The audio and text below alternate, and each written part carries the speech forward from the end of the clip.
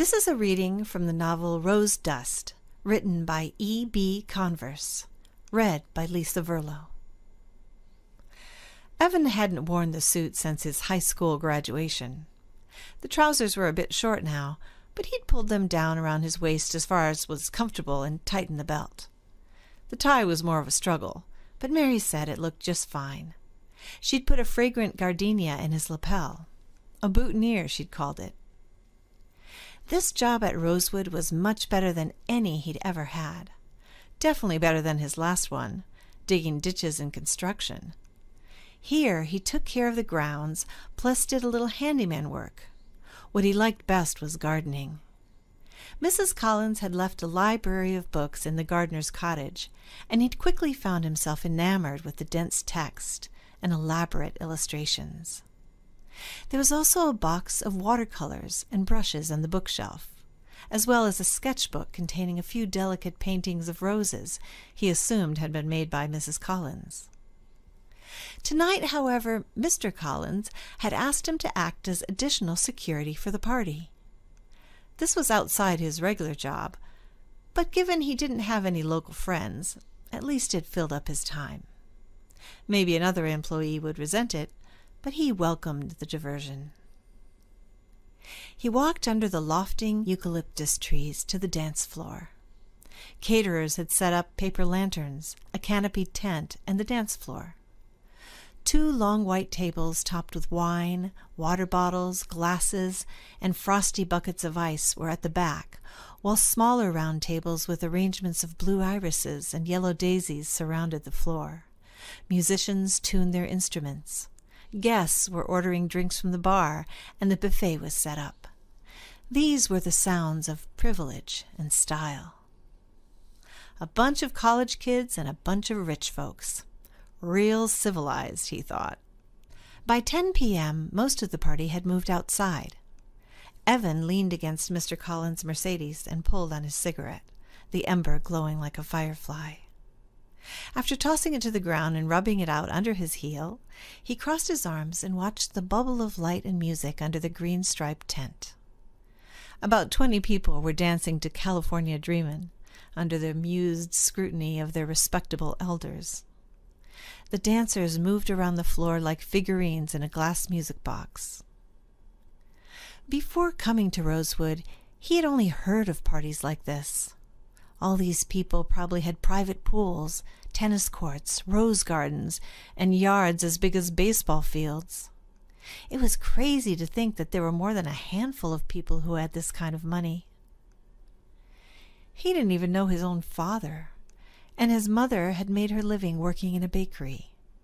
He didn't see her anymore since she'd moved to Colorado to be with her new boyfriend. He turned away to resume walking the grounds when he heard a muffled, choking sob. There was stumbling, branches shifting, dry leaves crackling, and then more croaking sobs. Evan stiffened. Someone was in trouble in the girls' powder room near the kitchen. The girl who stumbled out was wearing a dress of emerald green taffeta. She grabbed the nearby lamp-post and swayed back and forth, whimpering. Her breasts strained against the top of the strapless gown like white dough. A voice whispered from the dark path behind her. "Christy, are you all right?" Christy moaned and lurched from the post, only to pull herself back toward it when her knees buckled. She sank to the ground, head lolling to one side. Evan nearly collided with Carolyn as they both reached the lamppost to help. "Oh, Evan, thank God, she's so drunk. We've got to get her out of here. Can we take her to your room? No one will come there." Evan hesitated. "I don't think your father would like that." "If her grandma sees her like this, she'll catch holy hell," Carolyn pleaded. He paused, wondering, would she cause trouble if he didn't help her? "I see," he answered reluctantly. "I can make coffee and get some cold water for her face. Let's try to sober her up." They struggled to get her up, wrapping Christy's arms around their necks, but she continued to mumble and cry as they got her into Evelyn's bungalow. As soon as they did, she started to gag. "Hurry," Evan said. They steered the girl's limp frame into the bathroom. Poor thing, she was so nervous all night long, Carolyn said. She doesn't date or socialize much. Does she do this at every party? He asked. This is her first debutante party, said Carolyn. With a heave and a groan, Christy began to retch into the toilet. Oh, yuck, Carolyn said, making a swift exit. When Evan felt safe that Christy would continue to retch into the toilet, he went to the doorway. Carolyn had sat on the sofa he'd covered with an old woven blanket, and her eyes were on the saddle he'd hung on the wall. Dressed in a shiny dress with a lace bodice, she was lovely. Her hair was the color of desert sand, and her eyes blue. I like your room decor, she said, smiling.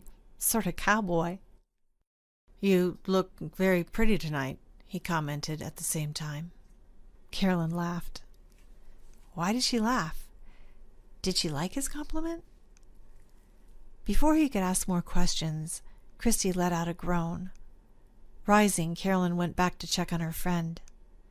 As she moved past him to go into the bathroom, their chests touched. She smelled of roses. Had she brushed against him deliberately? In the bathroom, Christy's eyes were red and she was crying. I want my mother, she moaned. Carolyn sighed. You don't want your mother, Christy. I'll put a towel down, Evan said, and then we can move her to the bed. Evan turned on the light and they put Christy on his bed, covering her with the blanket. Then Carolyn wiped her friend's brow with a damp cloth and took off her shoes. Let her sleep, he said. There's nothing else we can do. She won't get up without getting sick. Christy started to snore. Carolyn giggled again. Poor kid, Evan said. When they walked back into the small sitting area, instead of leaving, Carolyn collapsed on the couch, her skirt billowing out around her. You better go now. They'll miss you. But what should we do with her? You'll get into trouble if they find her here, said Carolyn. Yes, said Evan, wanting to impress her.